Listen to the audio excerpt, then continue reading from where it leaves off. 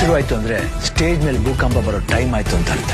ಟಿಕೆಡಿ ಬರ್ತಿದೆ ಕರ್ನಾಟಕ ಶ್ರೀಘಾತಲ್ಲಿ